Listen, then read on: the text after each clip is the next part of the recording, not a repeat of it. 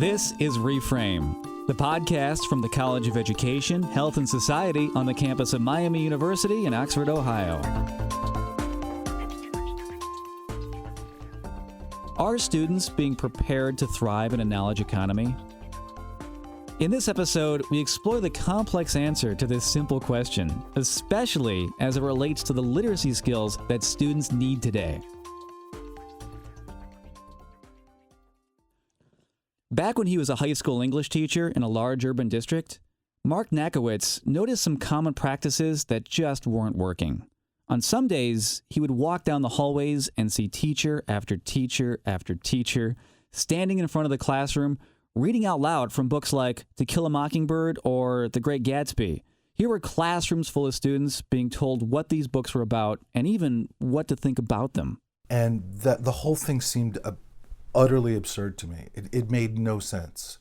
You're not really helping kids be better readers. You're not really helping kids learn how to think in ways appropriate. And you're certainly not learning how to teach kids how to socially construct knowledge. Today, Nachowitz is an assistant professor of teacher education at Miami University, where he often shares this story with college students who hope to become future English and K-12 teachers themselves.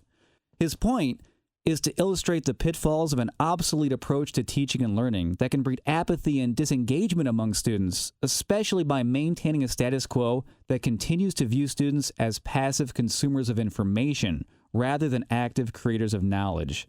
And this is a concern that's prompting scholars like Nachowitz to question if educators are actually keeping up with the way students should now engage with school.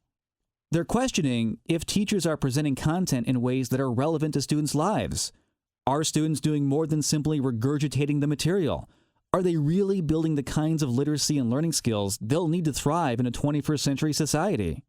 For Nachowitz, the answer to these questions very often is no, they're not. It's a knowledge economy. Our job is to teach kids to be better readers, better writers, better thinkers, better collaborators, and people who construct knowledge rather than consume knowledge.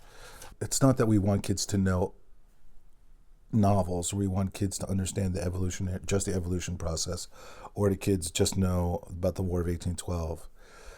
It's developing brains that ask questions, that know how to find answers to those questions through social interaction, who can deepen their understanding and feel comfortable challenging each other's ideas and adding to and positing theories. We want kids who ask why. We want kids who are curious. So the days of pure memorization or fill-in-the-blank type methods are over, and Nachowitz believes it's time for an educational paradigm shift. He's much more interested in constructivist approaches to literacy and learning, those that are more meaningfully connected to the way students perceive and interact with contemporary life. This idea is part of a major line of research that centers around something called knowledge-transforming literacy, which Nachowitz explores in a forthcoming book, co-edited by himself and Kristen Wilcox, an associate professor of educational theory at the University at Albany.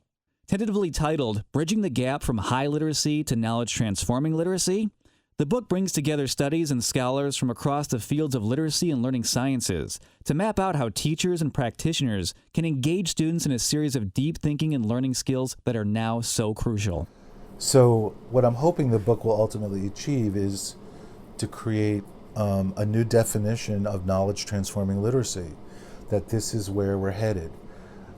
If we really want to break the paradigm of school, let's move away from consuming knowledge and delivering knowledge and saying, here's some facts and figures. Instead, knowledge-transforming literacy puts classroom dialogue at the center of the learning process. It's about teaching students how to start productive discussions that explore different viewpoints, how to appreciate ambiguity, and how to help students internalize content by making it more relevant. So, for example, in an English language arts classroom that's reading The Grapes of Wrath, the content is not only useful as just a lesson on cultural literacy, or as a classic piece of literature just because somebody else once said so. Instead, it becomes a lens, a focal point through which productive dialogues can allow students to begin socially constructing new knowledge for themselves. So from a knowledge transforming literacy standpoint, I'm providing kids a text of The Grapes of Wrath, and I want them to ask, What is this book good for? What does this book help me understand about myself, about the world around me, about history, about moving forward? And my job as an English teacher is to teach them the literacy skills of deep reading, deep discussion, and deep writing around important content. Are we headed for another Great Depression? Are there signs here? So that kind of thinking, we hope will overcome the disengaged, disinterested teenager that you normally see, which is often, what does this have to do with me? What does this have to do with me? And telling kids things like, you're going to need it in college, you're going to need it in the future. It never worked. And it probably still won't work. Nachowitz's new book, set to be published this fall, will feature studies that show how and why this form of dialogic engagement is critical to the teaching process. It will also detail what deep reading, deep writing, deep thinking, and deep discussion actually look like as measurable and observable cognitive behaviors, as well as how these concepts can produce significant gains in literacy skills.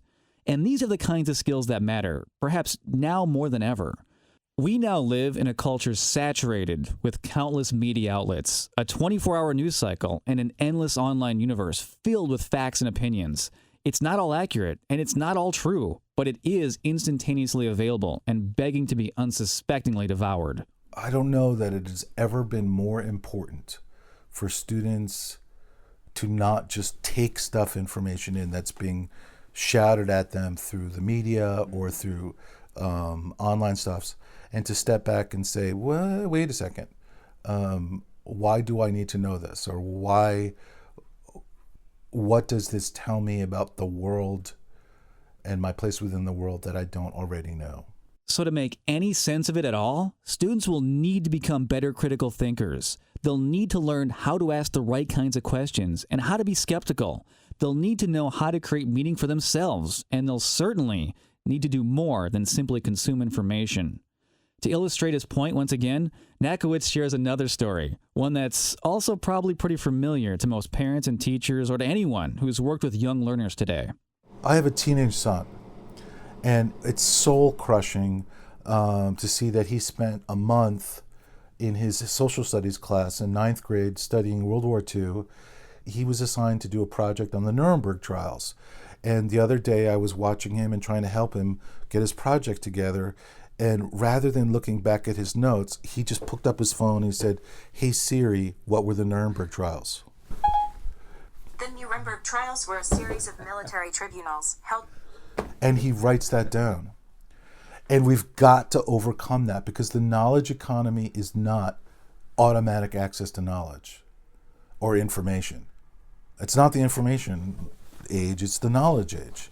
This example highlights the very definition of information consumption, which provides no meaningful context about why such information may or may not be important.